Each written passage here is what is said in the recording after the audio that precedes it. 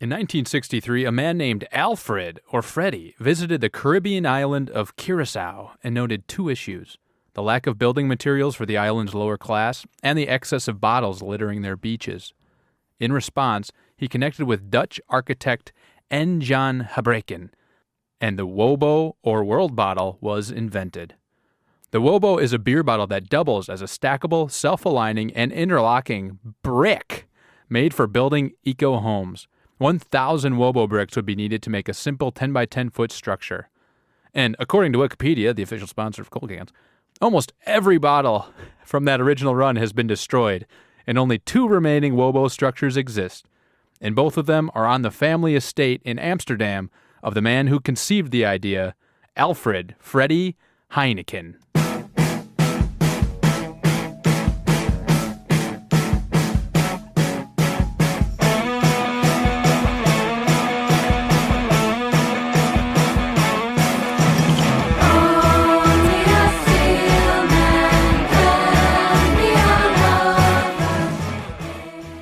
Welcome back, ladies and gentlemen. Hey, ladies. Hey, gentlemen. I liked the story. We didn't do any rehearsal, believe it or not, folks. We don't rehearse on this show. That was take 1, folks. And I now know about the Wobo. Cheers, It's buddy. an interesting thing. Cheers. Cheers. Ooh. God, it's bad beer. Yeah. So Heineken is, well, it's a macro lager, folks. It's one of the many beers we've done that is mass-produced and mass-marketed. And to me, I feel like this is one of those beers that's for a mass-marketed macro lager. I just learned this term, by the way, so I've thrown it out twice. Macro lager? Yeah, instead of like a micro beer, a macro lager. Oh, lager. Okay. Macro lager. For some reason, my mind was on wood instead of beer. Oh, hey. Here on wood cans. We're talking macro logging. Randy Glock would be intrigued, my father. That's right. Yeah, get him on the show. But no, like for a beer that's mass-produced like this, I feel like it's kind of polarizing. Like there's some people who enjoy Heineken. There's people like appalled by the taste of it, and that's crazy. What type of people for, like a lager. Heineken, do you think? I don't know anyone who drinks or likes Heineken. That's a good question. Well, it's billed like it's advertised as sort of the classy macro lager, right? It's always like the people like dancing and like it's like Benicio del Toro is like drink a Heineken and that kind of. It's kind of like people in will fuck you. the Dos Finally. Equis type of advertising. It is. So I don't know. It's supposed to be like a classy lager, but it that- does have a unique taste. It is unique, and I think the unique green bottle is part of this whole thing as well. Yeah. And but I think it's been shown that like can skunk a beer if it's not a darker bottle. And it kind of tastes skunky. It does, very much so. A lot of times, we've been criticized on this show. We bring a beer into the studio and we criticize the beer itself because it's warm, because we forgot to keep it cold. And we'll take a picture of this for folks at home. Yeah, our new intern, Rick. Brick. Rick devised a technology patented by the Cold Cans franchise. Trademark is here, so when I post this picture, don't get any funny ideas, guys. Our lawyers will be on your ass. We have a patented cooler technology that we'll post a picture of. So this can't be skunked because it's just too warm. This is probably prime drinking conditions, and it does still kind of taste skunky. And these come from the Glock household. These aren't old beers. You wouldn't be serving me old beers, would you, Joe? These are brand. They didn't even touch the Glock household, my friend. Wow. They came right from the convenience store on the way here. So these. What convenience that is. So these are brand new. They're cold. They should be refreshing. I'm reading a taste profile by somebody that knows more than I do on Beer Advocate. And they're saying this is a typical grain and bread lager taste, except subtly sweet, without the same degree of bitterness. Minimally watery, that I agree with. Sweet corn notes. I mean, that's kind of that skunky taste you're getting. And that is... Maybe. Yeah, that's from Kyle Hay 2004 on Beer Advocate. But he's a top rater, so I trust him. And Thanks, Kyle. Thanks for writing into the show. What my immature palate thinks is skunky, apparently is sweet corn notes, but otherwise a typical grain and bread lager taste. Does this get back to this would be better if it was warm? We could pick up all those corn tastes, because if something's too cold, you can't get all the intricacies of the flavor. I mean, I think that's a matter of preference, right? This is This beer's brewed in Holland, though, and It's are places premium in Europe. quality. It says it right there. Brewed in says it Holland. right on the Premium label. quality. There's places in Europe that certainly prefer to drink their beers warm. Whether or not they prefer to drink Heineken, I'm unaware of. But it does say it on the label. Should we break down the label? Everybody's favorite segment? Time for that time of the show, folks. It's an iconic label, right? Label that. Label. Oh, by the way, I looked it up. Drinking tips from Heineken.com itself says that you should Must be 21 year old to enter. You should keep your Heinekens cold. They'll be less appealing if they're warm. Count your drinks and don't drink more alcohol than you can handle. So the label, going back to the label, definitely iconic. It's got the red star and an otherwise all green label. It's like Christmas time here. It's Christmas in Tinseltown. No, we're not in Tinseltown. It's Christmas in the Emerald City. In Holland. And the emerald bottle that we have. Hey, you know what else came in a green bottle and can, by the way? A little beer called Rolling Rock. Mm-hmm.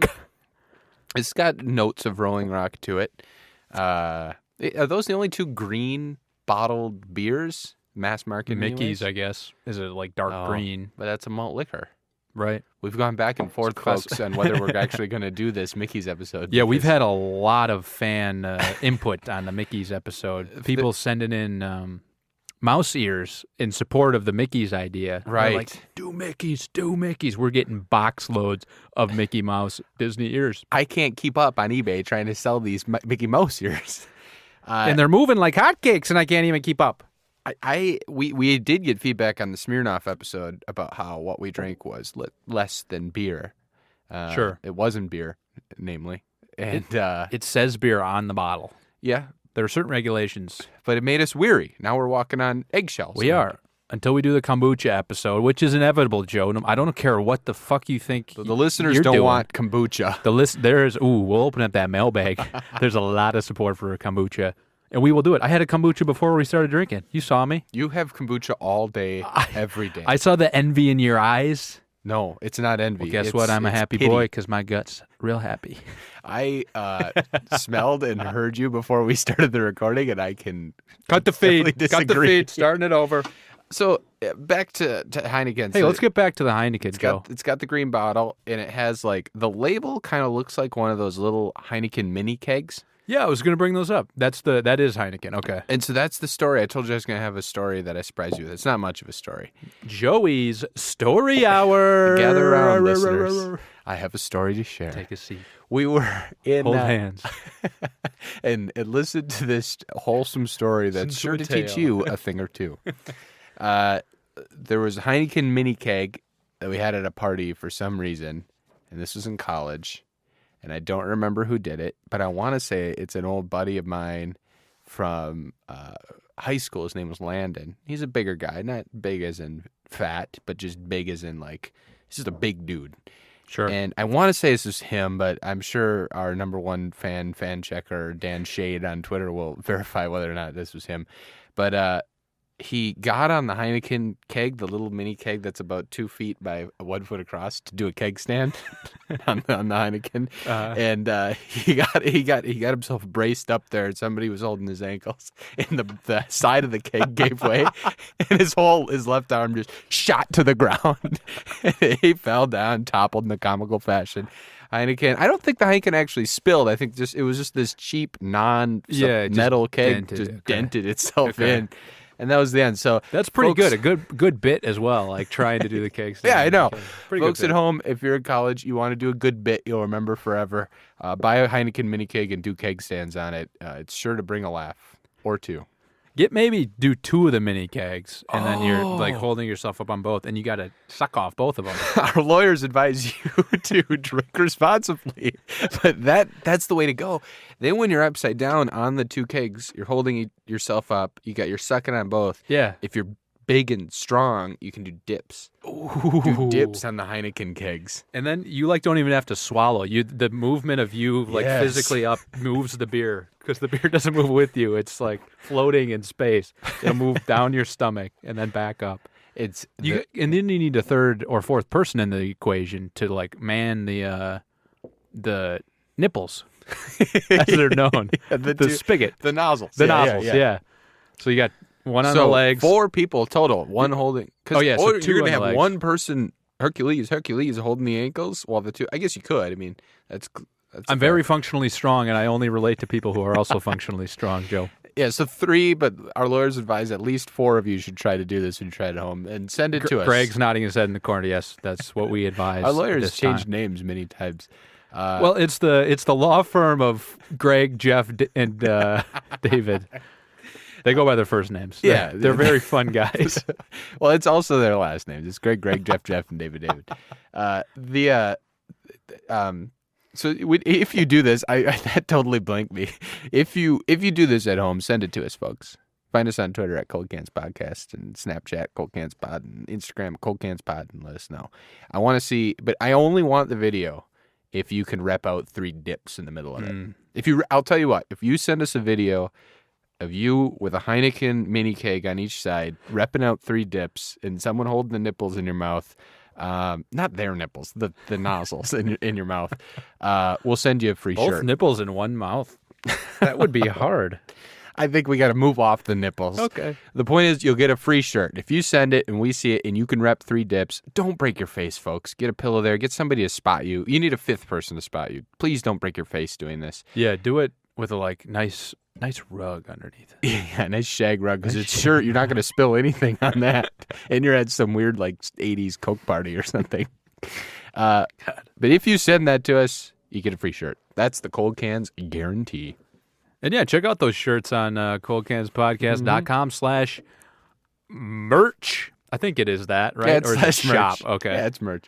Yeah, we're putting in a new order. We got to get a new bulk order of tees. New bulk order, and we might get some hats. Hey, who knows? Yeah, if There's you're a demand. interested in a hat, pay us now. So we're halfway through the bottle, Nick. What do you I got to think? put fuel in my jet.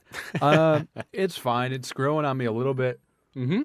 I mean, Me too. Yeah, the first sip, though, is bad. It's like nose wrinkling. It's first skunky. Sip. It's skunky. But now I get this sweet corn texture for a macro lager, I must say. So you know what? Maybe this gets to a point that I've always thought about is is beer one of those substances that's just uniform throughout, regardless, or does it get separated a little bit? You know? Sure. I'm so sure. at the top was that just garbage swill, and now it's more of the full body flavor towards the middle of the bottle. Because you're certainly not supposed to shake a bottle of beer, obviously, but maybe just a gentle rocking motion.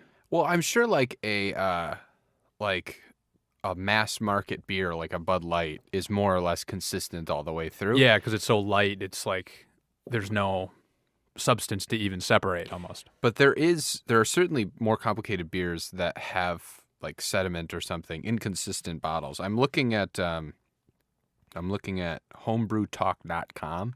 Hey, new sponsor. I subscribe to, this is Revy that says this. I subscribe to the notion that 2 tiny cups worth of priming solution dissolves itself just fine without the need to stir. Oh, he's talking about making beer. Never mind. We'll cut that out. No, but okay. So priming solution. So then he talks about bottling it, and he said that it's certainly possible to brew an inconsistent beer where you have sediment at the bottom, which obviously changes the texture of the beer. Yeah. So okay. I'm sure that there's beers that from microbreweries or wherever that have it. I mean, if you go to a bar or a brewery and you're at the bottom of the keg, the color changes and the texture changes, and certainly the taste flavor changes. So I wonder if Heineken's just more prone to having that happen to it. Maybe. Someone was actually, on the taste changing thing, someone the other day was telling me about wet hops in brewing and how it's this new experimental, American brewers are doing this. No one's done this in the world, but the hops are wet in some way when they're put into the beer, and the beer rapidly changes flavor as it ages. So if you buy a keg of it, you would have to finish it in the next few hours. Otherwise, by the next day, it'll be so bitter that you could almost not even drink it. So That's it intense. gets more and more bitter. The hops release more and more of their flavor as it goes along. They must not take the hops out, I guess, is the thing. Something like that. And so wet hops implies that the wet hops are in there the whole time. That could be false. Greg's nodding his head in the corner, but he doesn't know anything. In the Sierra Nevada Torpedo IPA episode, we talked about sack technology and how you soak sack and then the hops are supposed to be soaked enough. But you're saying you put them in already wet, like maybe just wet with water. So they're so excited to get in there, they're wet. Oh, I've heard about fresh hops as like a beer. Like actually, my wife and I, David, we just bought a 6-pack of fresh hops. And we've been drinking it, and it was a similar type of thing where they said, like, you got to drink this, like, soon. And it only comes out seasonally in Seattle. And I thought it may be unique to the region. That may be something different or the same thing. Listeners, chime in and let us know, because we don't fucking know. We didn't look this up. Back to Heineken, should we talk a little bit about its history? It's super old, is basically the history. So, in 1864, Gerard Adrian Heineken got his wealthy mother to buy De Hooiberg, the Haystack Brewery in Amsterdam, a popular working-class brand founded in 1592. They did this and that, and they made Heineken basically out of that. It won 4 awards in its early years, and that's apparently it. So it won a gold medal, the Médaille d'Or, at the International Maritime Exposition in Paris in 1875. It won an honorary diploma in Amsterdam in 1883. It won the grand prize at Exposition Universelle in Paris in 1889. And finally, it won the Hors Concours Membre du Jury in Paris in 1900. So 1900 is the last thing. Or and the whores concur on the members of the jury in 1900. In Paris. Thank you. The two... So the Médaille d'Or and the Diplôme d'Honneur are, I do not know how to speak French. Those two are still on the bottle, so they're still mentioned on every bottle. And you can see so if you look at any Heineken, there's the red star, there's the word Heineken, and then there's like 2 stamps below it, and that's the awards that they're mentioning. An award-winning beer. Yeah. It's a premium quality beer. It's written in all bold. All right, that brings us to our next segment of the show. Fan favorite, really. And now brought to you by Blue Apron. Go to coldcanspodcast.com/Blue Apron and get $30 off your first order. I'm sure the folks at Blue Apron appreciate the comical read of their intro. But seriously, folks, go to coldcanspodcast.com/Blue Apron and get $30 off your first order. Hey, you want to know what's on the menu this week, fuckers? Well, I'm not going to read it. No, I'm going to read it. I love to read it. I love to read the menu more than I love doing the show or life itself. All right, we got sweet and spicy beef with fresh wonton noodles, roasted chicken, bland. The guest chef series is a seared barramundi and sushi rice with avocado tempura and roasted broccoli. Sushi. Oh, boy. Basil pesto spaghettini, roasted eggplant pitas, and a creamy polenta and mushrooms for you veggie heads out there. Yes, please. You turned into like some weird disc jockey. Veggie heads. Okay, today's parable or terrible is not that one. That's the other one. This one I was going to surprise Joe with. Ooh, I'm excited. A little stop by the grocery store. No long lines this week, folks. It was right in and right out, just how I like to do it. And this week, I knew we were drinking a Dutch beer. Mm-hmm. Made in Holland. Heineken, straight out of Dutchland. Straight out of Dutchland.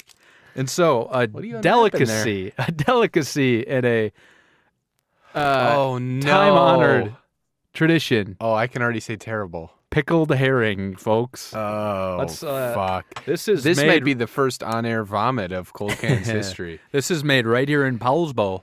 Oh, Nick, what did you do? The studio is going to smell like this pickled herring till Tuesday. Give that a smell. Oh, fuck, dude. Actually... Do you know how much this costs, by the way? This is a 16-ounce can. He's holding himself, about a mason jar sized worth filled of pickled herring. This costs $10.99. That's a steal. Stealing from my pocket, maybe. Okay, let's try it. I'm going to fish a... Oh, that's just a pickled... You go for the first one. I'll go for the first. Terrified. Okay. I'm going to keep drinking my Heineken. And folks at home, if you're drinking along, don't drink along with pickled herring. I haven't had it yet, so I may reverse myself. I'll get it so we're not eating it at exactly the same time. Or we are eating it at exactly the same time. Okay. So why exactly is this? So this is just a typical Dutch delicacy? Funny you should ask that, Joe. Our folks at Blue Apron, our friends at Blue Apron, rather, want to want us to talk about pickled herring, which is going to be available in the next monthly menu. Oh. Pickled herring is a delicacy in Europe and has become part of Baltic cuisine. Okay. And Dutch. Sorry. That's about it, Joe. Back to you. Okay. Yeah, it's pretty Thanks much for just like confirming. it's been used, these Right. places border the like Atlantic or any of the seas that come off of it, and they eat a lot of herring and they pickle it so it lasts through the long, hard winter that's coming for all of us. And they pair it with Heineken. They pair it with a potentially. Heineken. Cheers, They Joe. Cheers the little Comes fleshy pickled herring. herring.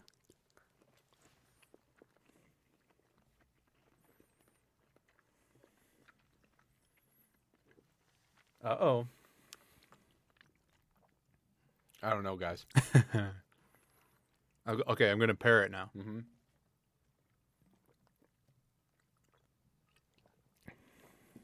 That's not terrible. Ooh, That actually complements it very well. I like that a lot. That sort of vinegary, pickled taste. The herring wasn't too fishy. I was expecting it to be much more fishy than that. I made sure to get the good thing of herring because I'm Okay. sure there's some like bad mass market pickled herring. herring. Well, I mean, this is the type of shit you see at bars. There's guys drinking swilling beer, and then they're eating pickled eggs and stuff like that. Yeah, So- fishing them out of that big fucking glass jar. yeah. Got to go forearm deep in that thing. And so, God, I can't believe I'm saying this, but that was very parable indeed. Nice. The grainy beer, like almost that skunkiness, kind It's of like goes get with the cut. pickled Yeah, egg. it like gets cut by the vinegar, like you said. Wow. I am shocked at how well that went down together. I did not like the pickled herring in isolation. This is a true parable or terrible. Yes. Yeah, the texture of the herring is not great. And the like pickling of meat is never appealing Yeah. to me. But that was very good. I do Yeah. like most pickled things, so that's why I got this. But yeah, I say that's 100% parable. That's 100% parable. Mm. Parable. Parable. All right. And it provided some value for Heineken as well to me because that went down very well. I wonder how parable Heineken is with just any other type of I don't know. I don't think of beer as a parable thing with fish, and this Right. that kind of that funk to it. I think pairs pretty well with fish versus I think about drinking beer with chicken wings or pizza or burgers or whatever, but American fish, delights. yeah, maybe a super beer battered fish, but that wasn't, and that was good. All right, well done, Patry. Thank Very you. well done. Thank you. Earning my money this week, folks. Well, we're gonna really have to earn our money in our next segment Uh-oh. because we're looking at Beer Advocate, folks, and let's just say Beer Advocate is growing up before our very eyes. Yes. We This have is a been- big change. We have been bringing to you for 24 episodes now the Beer Advocate score as it's told by the community. There was a parallel Beer Advocate score as it was told by the Beer Brothers, the Bros. And we went to Beer Advocate today to look up the Heineken score. It's poor. It's not a good beer, but whatever. We looked it up. It's no longer a score anymore. We've been posting the scores on the internet. We're doing all sorts of stuff. Beer Advocate, with the Beer Advocate, we've been talking about whether we're going to, it's the brothers and Yeah, the community and whatever. It used to follow, if you're familiar with Metacritic versus Rotten Tomatoes, it used to follow the Metacritic line of thinking, which is put all these scores together and make a score out of it. So we got all these together. Composite, if you will. We got all this together, and the composite says it's like a 78. We're now, as Nick pointed out before we were researching this, it's now a Rotten Tomatoes style, where it's the percentage of people who said that the beer is at least 3.75 or higher. Out of 5, yeah. So 3.75 out of 5 or higher. So the percentage of people who thought it was good, basically the Rotten Tomatoes methodology. Yep. So take it what you insanity. will. What's the BA score? You're the BA master. Funny you should say that, Joe. This week, the Beer Advocate score percentage, whatever the hell they're calling it, is a 7.3% of people who reviewed this, quote unquote, liked this beer, gave it a 3.75 or higher. 7.3%. So that Let's- the average is 2.72 out of 5, which is Yep. about 54. Right. 54-ish. 50-ish. Yeah, that's from 5,000 ratings, so obviously a very widely tasted beer. To give it some perspective, past beers we've had, Rodenbach Grand Cru is a 92.9% of people enjoy it. Spotted Cow, Pretty low, actually. 56.6% enjoyed it. Right, but So- rated highly. Right, so there's weird. a lot of 5-point scores there, I think. Yeah, strange. So yeah, that's the new method. Like you said, it's Rotten Tomatoes. Rotten Tomatoes has been accused of like taking down, movies. Like Yeah. directors and producers say like Rotten Tomatoes is ruining our films because people see the bad score like it's not 90, and so they won't go and see it. I hope that same fate does not await our beloved beers You here. think Beer Advocate's going to take down the beers? I'm just saying, we might have to take the Alstrom brothers down. Ooh, the cold cans after the podcast is over. We're going to bring back a composite score system. We'll be the Metacritic to the Rotten Tomatoes. It's a disaster, Beer Advocate. Oldstrom Brothers is a disaster. We're going to come after you. It's like the Hindenburg all over again. I was alive for that, and I'm still kicking today. Speaking of the Hindenburg, how was the rest of your Heineken beer? not really close. That's good. That is good. Ken and Berg, as they're known. It was good. I finished it. Yeah, I finished it. It finished on much better than what it started. How about you? The Parable or Terrible seriously enhanced this That you beer. rotted up? Yeah, no, it's very good. Before we get to the rankings, let's do a little bit of mailbag. But yeah, I finished this beer. The bottom of the beer is the opening of the mailbag. Hey, And and then the Heineken's, it's like the muffin top. Right. Now you're You going only to get to what want you the don't top. like. The Heineken, you only want the bottom. Yeah. Just slice the bottle The in half. inverse muffin top Yeah, of beers. the is the inverse Heineken. muffin top of beers. That's the new slogan. I hope they go with that. Fuck Benicio del Toro. We'll get that on there. We'll get the Cold Cannons boys on the commercials. Okay, we're hearing from some listeners about last week's show of Old Rasputin. Open up the mailbag. Open up the mailbag. So I heard from Malia at Malia Drez. At Cold Cans Podcast, she says, Joey buys Uncrustables to eat while drinking, circa Rose Bowl 2003. Parable or Terrible. So she's asking for a retroactive Parable or Terrible What was with this paired with? Uncrustables. The Uncrustables. I guarantee it was Busch Light. And I can say very parable. A hangover, it lined my stomach, and the toxic alcohol just sat in that Uncrustable jelly, which I also couldn't digest. And it cured me of what could have been a debilitating hangover during that Rose Bowl trip. Yeah, so Uncrustables in general within our friend group from college, I think, have been a very polarizing food. Everyone says it's the dumbest thing you can possibly buy, because it is clearly more expensive to buy the pre-prepared PB&J. Yeah, that's which why is people worse don't like than it. like creating on your own. But there are definitely scenarios where it makes sense to get an Uncrustable. If Yeah. you're traveling, like if you're on the road. On the If you're road is a great one. And I also will argue that, like, the notion that making a PB&J is, like, 100% trivial is bullshit. Because, like, it's a very easy food to make, I understand. But you could make that argument about fucking a lot of things that Right. you buy other things for convenience about. Right. And with Uncrustables, it's not insane to say, I'd like a PB&J, but I am too fucking lazy to build a PB&J Walk to the right fridge, now. open up this plastic Then that's going to sit in a landfill somewhere. Right, I gotta throw open it this out. up. I gotta go to the pantry. It's the pantry fridge combo with the peanut butter and the jelly that gets me. I don't want to go to both places. I refrigerate my all-natural peanut butter, baby. Otherwise, that oil's going to separate. And I ain't got time to mix that back in with the peanuts. Oh, It's all in Jesus. the fridge. I keep my bread in the fridge. Oh, Nick. So you got all this rotten food that you put in the fridge to stay for a while. I got two more mailbag things. Max Kellerman for Prez at if it's not broke says, as a scholar of the only legit DreamWorks animated film Anastasia, I endorse the historical accuracy of the latest Cold Cans podcast about Rasputin. Oh, yeah. We didn't even bring up that film during our rankings, so Was that? Did It's you relevant. just tweet about that then? I know it was brought up because Suvion's lawyer Spencer mentioned Anastasia, and she so I just think tweeted you about referenced and it. endorsed it. Okay, well I don't remember. I got a little drunk off that 9% beer. And then our Intern last... Rick might have been doing it because it was the Twitter. So Oh, okay. you and Right, me don't right. touch that. No, yeah. That's Rick who took Um, over for Brian. Except I'm doing the mailbag right now, so that kind of We have access to it. We can read it. Oh, but But just the Rick is tweeting as posting, it happens, yeah. which certainly is true. Last mailbag at Stodiac, Andy Stoughton says, Nick not being committed enough to Parable or Terrible to wait in line, ... Sad. Hey, We talked through this. You can't wait in a line forever to get one cheesecake.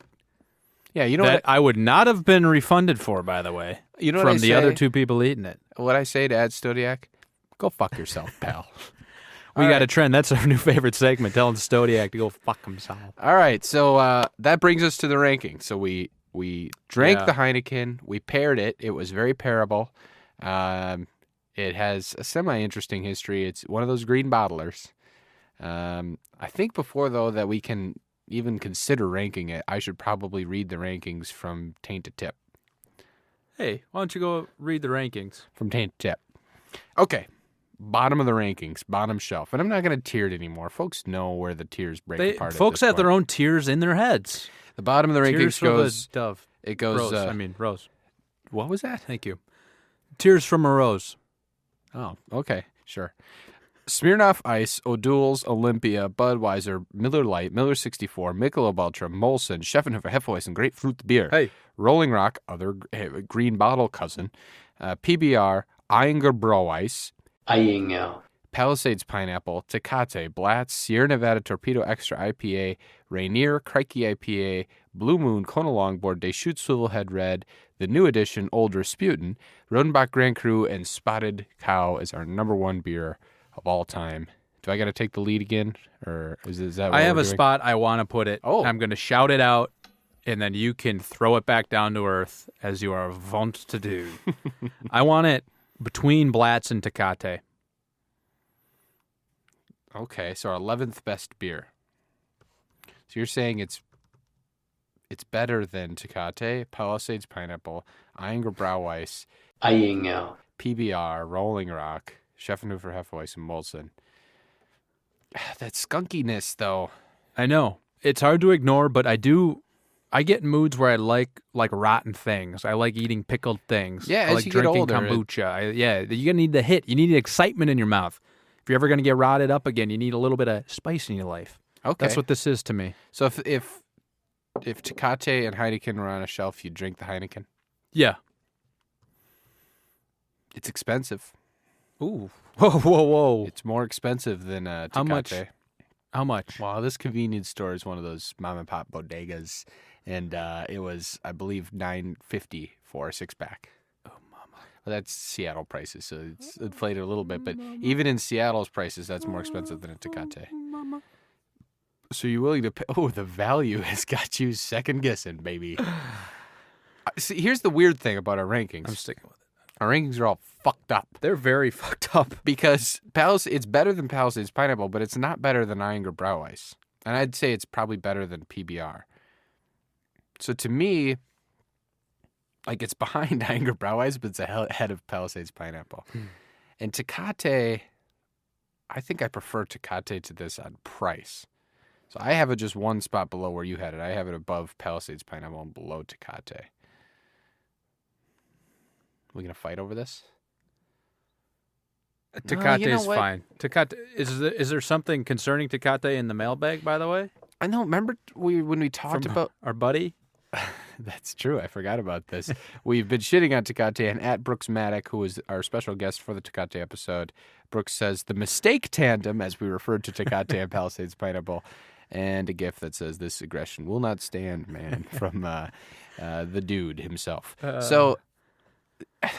Yeah, once the guests who are supervising these beers that they brought are gone, we just talk shit nonstop.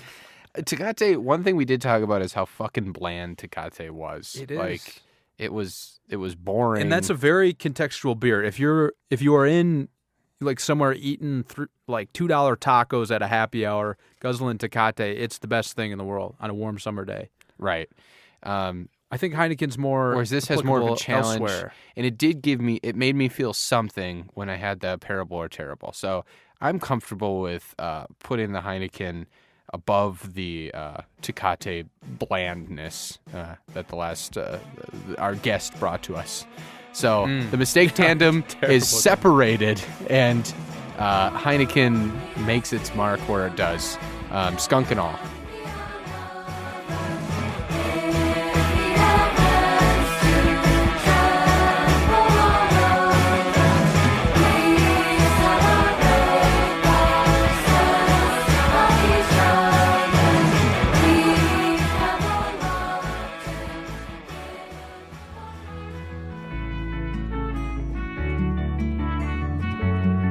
The Cold Cans podcast is recorded in the Overcast Room at Cloud Studios in Seattle, Washington. Visit cloudstudiosseattle.com